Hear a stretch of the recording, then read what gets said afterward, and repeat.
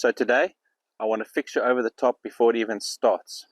And what I mean by that is a lot of golfers have a tendency to get this trail elbow, this right elbow flying at the top of the backswing. And from here, it just means that it's easier for you to get to the ball by going over the top than it is to work hard to reroute on a shallower plane on an inside path, which is what we need. If I hold these two alignment sticks, I want to maintain my arm structure to keep the sticks the same distance apart. But when my right elbow flies, you can see how the sticks aren't parallel anymore. And this happens in the golf swing with a lot of golfers. They take the club back too much inside, they get across the line, and the right elbow lifts, and you get this flying right elbow. Good golfers have a tendency to keep the elbows the same distance apart. A great way to practice is you can take a balloon or a small ball. I'll have this tour striker ball, and you put it between the forearms, and you make sure that the ball stays there, because if that right elbow flies, you can see how the ball falls out. So put a balloon, a small ball between the forearms, and when you get to the top, make sure that ball is still there.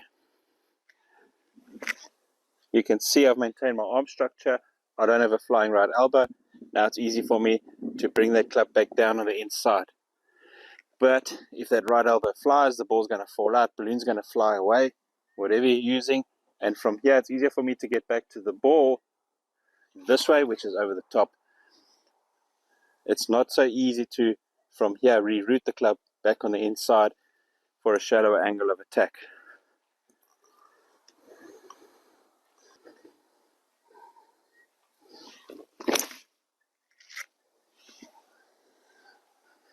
Just where I want to be at the top of the backswing. I don't want this right elbow to lift. I don't want the club to get across the line. So I keep my elbows together. So we get a sense that the issue is in the trail arm, in your right arm, in my case the right arm. Now, a really good practice drill you can do at home without a golf ball, without any ball between the arms, is to get into your dress position and then to take your left hand off and place it just behind the bicep of your right arm here.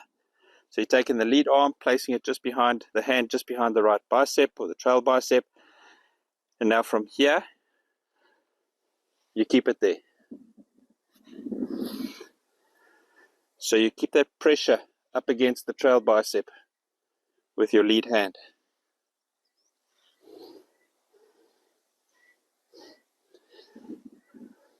That's where you want to be.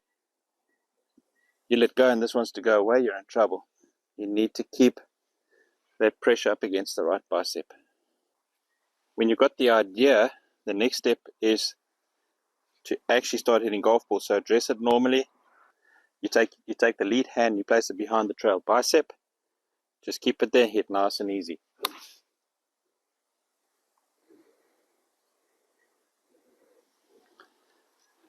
I'm just setting myself up. If I've got my elbows together, I've got this right elbow in a good position. I'm setting myself up to approach from the inside and hit a really decent golf shot. Think about a waiter holding a tray. When a waiter holds a tray, this is the position of the arm. Like that. That's how a waiter holds a tray. You won't see a waiter doing this, everything's going to fall off the tray. So we want to be here.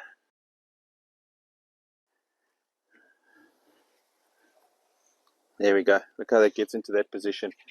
Keep my elbows together, keep my arm structure. Okay. So just getting back to the inside takeaway. When you have your left hand, your lead hand behind the right bicep, and you're pushing up against that right bicep, because of that pressure, you're not going to be pulling inside.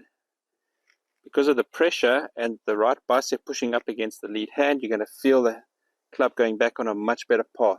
It's not going to break down and whip inside. Nice thing about this, you're killing two birds with one stone. You're getting a decent takeaway and you're avoiding the flying right elbow at the top. I'm Owen, and I want you to start playing golf better than you imagined.